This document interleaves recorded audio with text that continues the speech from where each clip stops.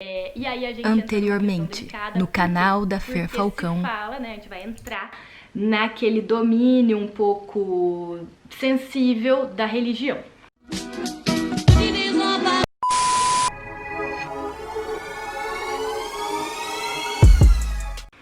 O que tem acontecido aqui na França, né? Então, como é que dá para fazer um resuminho aí para vocês entenderem? A França já é conhecida aí daquela ideia iluminista, né, do século XVIII, pela igualdade, liberdade e fraternidade.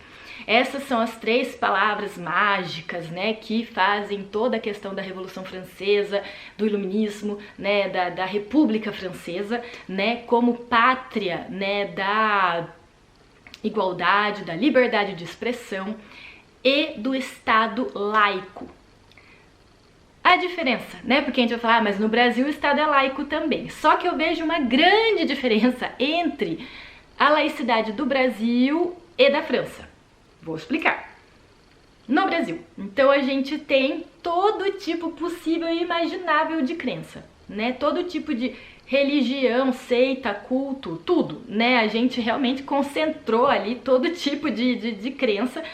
E eu considero que o nosso país é um país livre para o culto, né? É um país em que a gente pode ter, em certos períodos, em certas localidades, uma reação ali, outra aqui contra certa religião e tudo, mas se for ver, a gente concentra muitos tipos de religião, né? Eu não tenho nem como explicar para eles aqui, eu não tenho, né, tradução para falar, porque para eles é ou católico ou protestante, acabou. E aí, se eu vou querer explicar que no Brasil a gente tem entre os protestantes todo um leque, né? Então tem presbiteriano, tem batista, tem evangélico. Dentro dos evangélicos a gente tem, né, também toda aquela ramificação.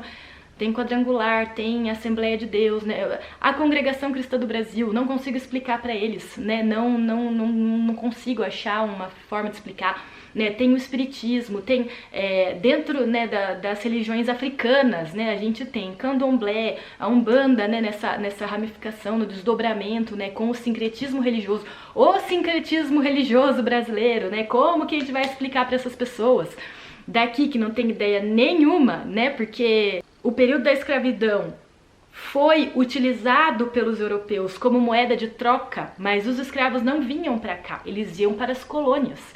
Então eles não tinham a influência africana aqui, e eles ainda não entendem isso, né? Então quando eu falo da questão de miscigenação, né, todas as nomenclaturas que a gente tem já para as misturas, né, entre índio branco, índio negro, negro e branco, né, toda aquela coisa, né, não tem nem como... O nosso país é muito rico, pessoal, eu espero que vocês deem conta disso, quanto a gente é rico em cor, cultura, religião, história. É um país muito rico. Música, comida, é um país muito rico. É isso que eu adoro no Brasil. E é muito difícil explicar isso pra eles, né? As pessoas aqui podem até, né, se explica, eles fazem, ah, legal, mas a hora que eles veem, né, quando, né, eu tive essa experiência agora recentemente, né, que eu falei que fui pro Brasil, né, levei o meu cônjuge, e assim, é algo tão... Ele tava maravilhoso, era assim, era essa cara, entendeu? Ele não conseguia nem absorver, é algo tão imenso, tão amplo, tão rico, que não tem como absorver, né? Então é muito interessante. E pra gente, um estado laico é o estado onde você pode manifestar a sua crença, né? O estado não tem religião, mas então as pessoas podem ter a religião que elas quiserem e não serão repreendidas por isso. Né? E aqui o que acontece?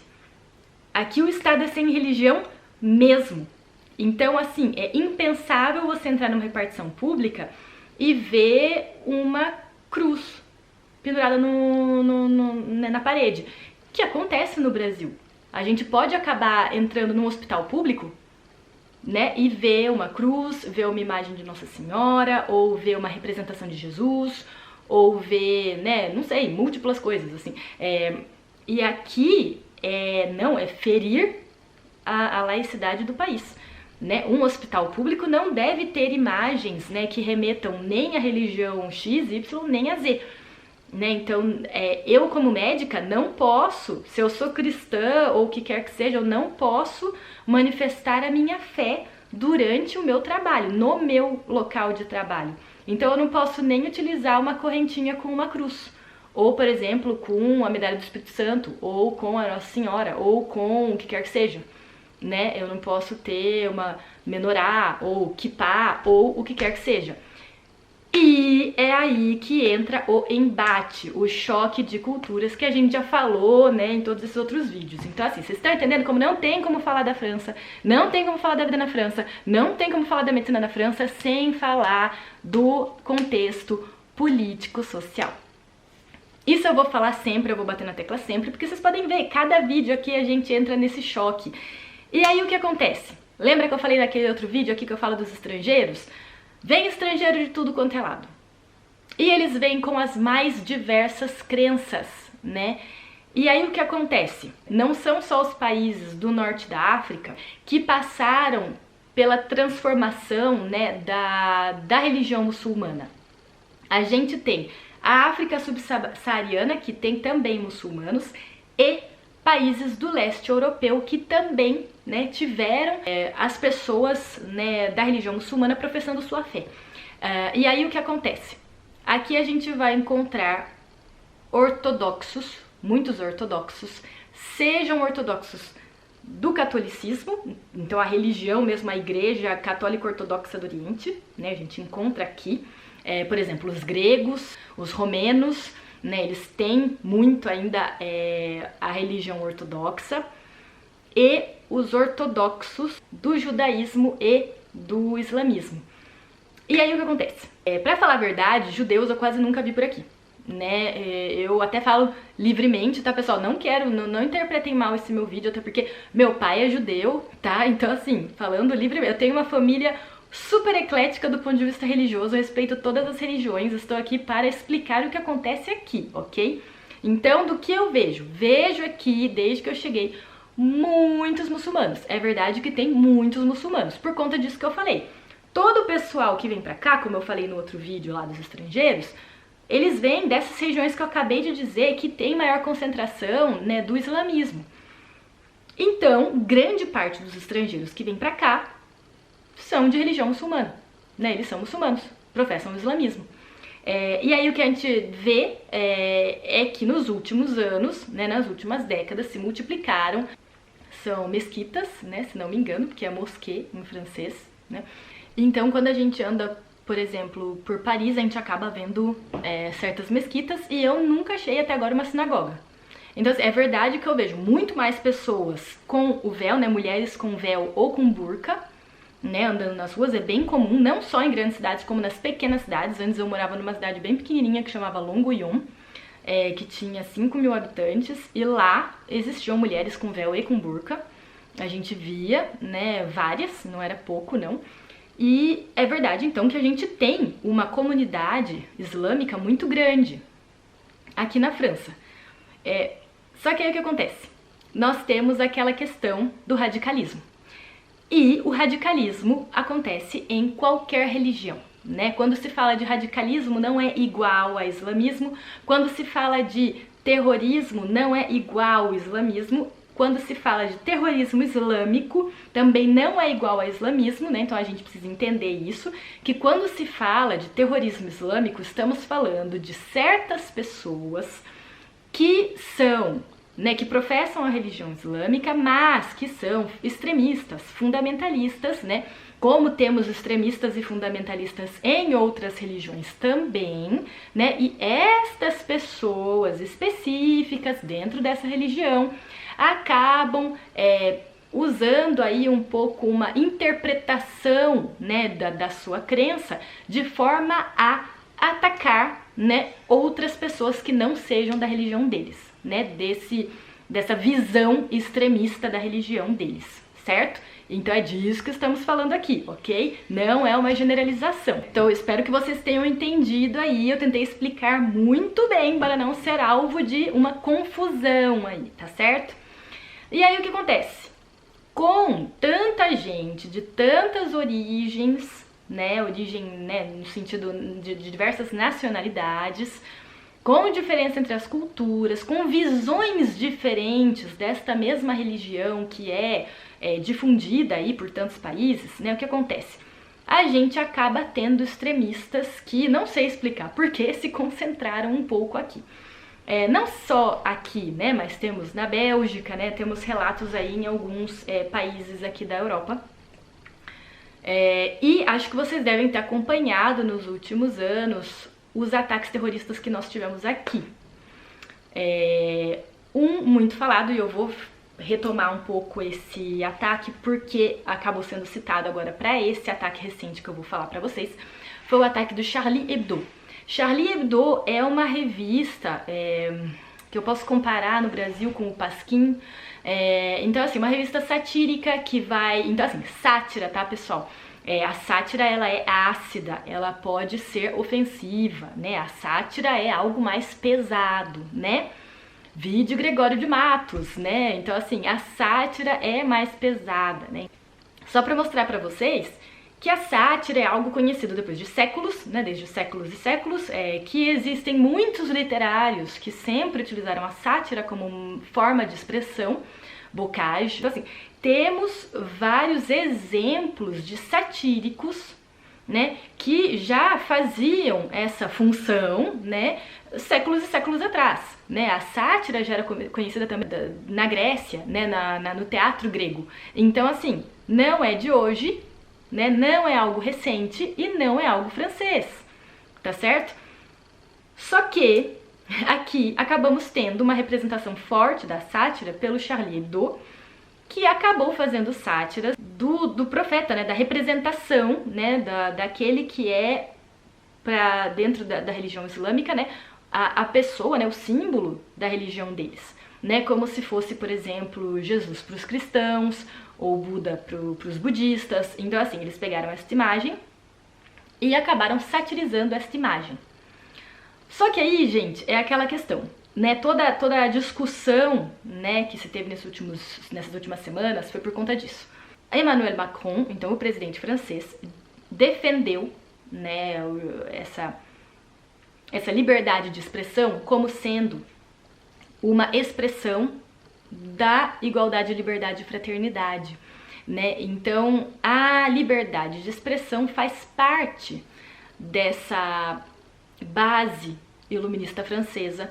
Então, o país França tem como, né, dentro dele e da sua Constituição essa liberdade de expressão. E eles não consideram a sátira como algo que fere, né, os limites da liberdade de expressão. Estou tentando explicar das formas mais delicadas possíveis, né? É um assunto bem polêmico, é um assunto bem delicado, mas tentando explicar aqui o que gerou tanta confusão. É difícil comparar, né? Porque o Charlie Hebdo já fez também críticas e sátiras com relação ao Papa, né? Usando a imagem do Papa. Então, assim, não sei dizer pra vocês a diferença, não posso me colocar no lugar de ninguém, né, de dizer se é ofensivo ou não é ofensivo, mas enfim, sabemos que certas imagens, certas situações foram consideradas ofensivas, especialmente por aqueles que são do movimento extremista, e isso originou o atentado que foi feito na sede dessa revista. Tivemos outros atentados também, não só do Charlie Hebdo, nós tivemos também o da Casa Noturna, né, o Bataclan, assim como os atentados em Nice, mesmo em Estrasburgo, né, em 2018 teve a Feira de Natal de Estrasburgo, que também foi alvo, é uma feira de Natal que eu vou todos os anos, naquele ano eu não fui, e teve também, né, eles tiveram tiros, né, houve, né, um atentado com mortes de algumas pessoas na feira de Natal. Então, assim, existe essa questão por aqui, que é uma coisa que não existe no Brasil, né, que a gente não vê tanto.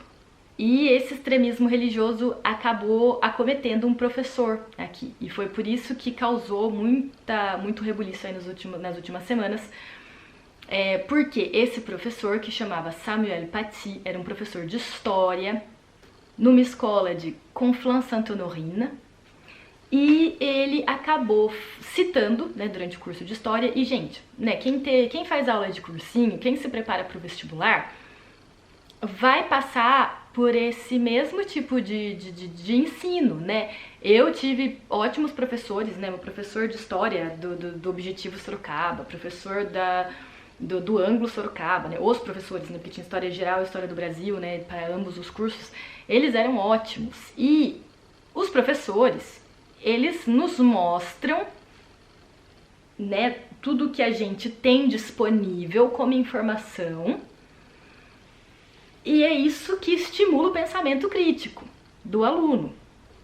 E esse professor quis fazer isso, não sei dizer se a forma foi correta, né? Nem sei o que é correto, o que é incorreto, mas enfim, né? Não sei de que forma ele fez isso. Só o que sabemos, que aí teve um monte de enquete sobre o assunto, tem um monte de coisa, né?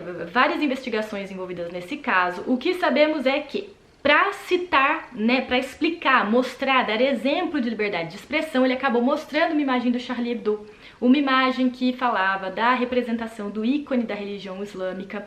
Ele já tinha prevenido os alunos, falando: se alguém se sente ofendido por isso, pode ficar à vontade para sair da sala, né? Então ele tinha explicado, né, de acordo com o que sabemos, foi assim que aconteceu. Ele já tinha explicado para os alunos: ó, aqueles que não querem ver, que não estão de acordo, podem sair.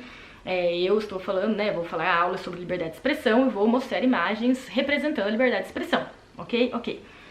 E aconteceu de um aluno que nem estava nessa aula ter citado, né, então acho que os coleguinhas comentaram, ele comentou com os pais, e aí o pai desse aluno começou a fazer certos comentários em redes sociais criticando esse professor. E daí, sabe como é, né? Partiu aquela pólvora, um que fala pra outro, que fala pra um, que fala pra outro, e a gente nunca sabe como que chega no final, né? Aquele do telefone sem fio. E no fim, aconteceu de um jovem tchetcheno de 18 anos, que, né, foi considerado, né, de acordo com as que estão pesquisando das origens dele, um extremista religioso, veio, pelo que se entende, veio para isso. Não morava aqui na França, não morava, né, na região, não conhecia o professor, não foi ex-aluno do professor, e ele veio só para matar o professor. Eu nem sei se eu posso falar essa palavra aqui, vamos colocar, né, então, ele acabou, né, sendo morto com uma faca, e foi muito violento, né, foi muito impactante, né, inclusive o assassino mostrou fotos, né, na internet, nas redes sociais, logo após ter cometido o crime. Este assassino foi abatido pelos policiais e, bom, enfim, tudo isso suscitou toda uma mobilização e o presidente francês declarou, né, então a sua posição contra, né, esse assassinato. E aí, gente, tivemos reações em todo o mundo.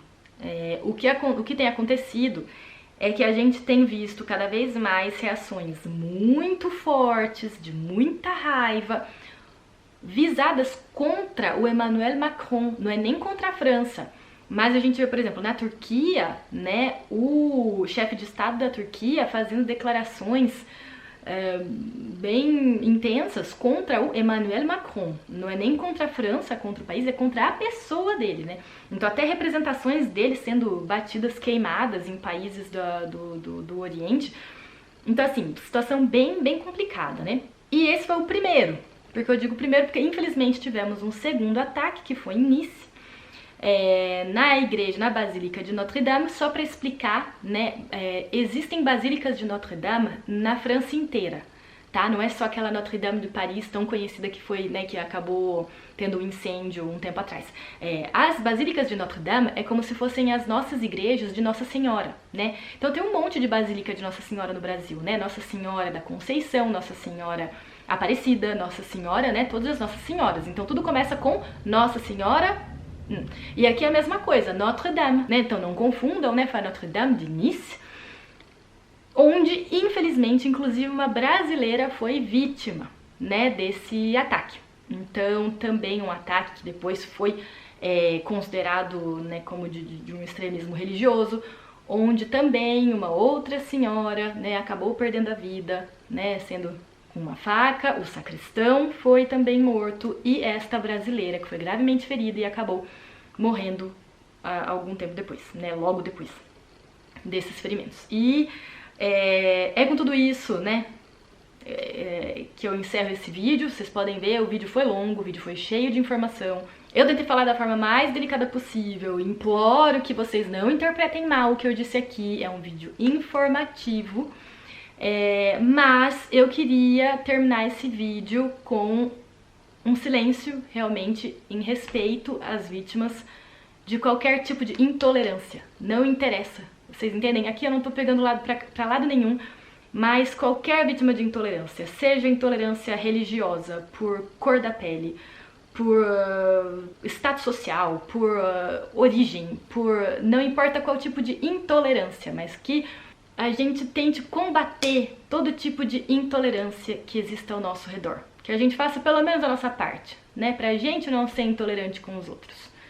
E isso já vai mudar muito, se cada um faz ali no seu círculo, né? Isso tem um efeito muito grande. Vocês podem achar que não, mas tem um efeito muito grande. Então, né, fica aqui essa homenagem para essa brasileira que acabou perdendo a vida dela nessa situação, a Simone Barreto Silva, de 44 anos, né, e a gente encerra aqui esse vídeo com esse silêncio respeitoso, sempre, né, eu pedindo que fiquem bem, em paz, com saúde e sem intolerância.